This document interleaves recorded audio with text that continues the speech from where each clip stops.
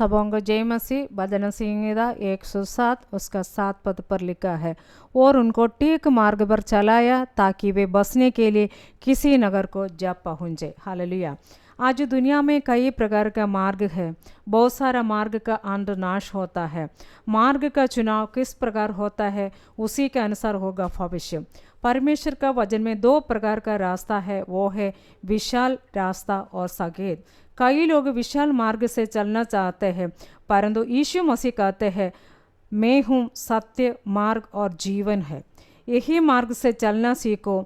यहोवा Israeli लोगों को मिस्रैम के दासत्व से छुड़ा के वायदा देश को पहुंचाने के लिए परमेश्वर ने अद्भुत काम के द्वारा लेके आया, उनको ठीक मार्ग पर चलाया ताकि वे बसने के लिए किसी नगर को जा पहुँचे। लेकिन कभी कभी वे परमेश्वर के विरुद्ध कुड़कुड़ाने लगे, इसके चलते वो पीढ़ी को परमेश्वर ने मरुभूमि में नष्ट कराया। प्रियो, स्वर्गीय सियोन में पहुंचने के लिए यहोवा हमें अच्छा मार्ग से चलाता है। कभी कभी हमारा मार्ग पर मुसीबत, कष्ट, दुख आ जाता है। शायद प्रभु से पूछे होंगे, प्रभु ये मेरे लिए क्यों? ये सब तुम जानते नहीं है। प्रभु सब कुछ जानते हैं। किस मार्ग से हमें चलाना है वो प्रभु जानते हैं। संसार में हमें क्लेश होता है, परंतु टाटस बांधो, प्रभु आपको संग है। ये कष्ट के द्वारा, क्लेश के द्वारा हमें हालेलुया वो अभ्यास मिल रहा है ताकि हम लोग वो देश पर पहुंचना है। इसी के द्वारा आप प्रभु के सामने सिद्ध बन सकता है।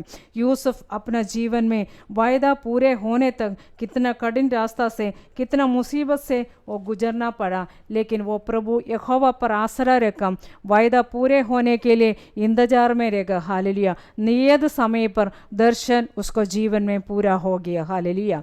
यीशु के चेले समुद्र से यात्रा कर रहा था, आंधी तूफान आया, तब वे सोचा वो समुद्र उनका अंत होगा। उस समय यीशु वो नौका पर से सो रहा था। आपका जीवन डूबी नौका पर यीशु है तो आपको डरने का कोई बात नहीं है। आप जो सोच रहा है उसका विरुद्ध होगा सब कुछ, तब भी यीशु बोलता है डरो मत। हालेलुया। हालेलुया। उनसे विनती कीजिए, वो आपको ठीक मार्ग पर चलाएगा। उनका दृष्टि आपका ऊपर में। कभी कभी रास्ता आपको कठिन लगेगा, निराश नहीं होना, आपका प्रभु आपको कंधे पर उठाएगा। कभी कभी उनका हाथ आपका हालेलुया आपको हाथ को पकड़ता है। हालेलुया।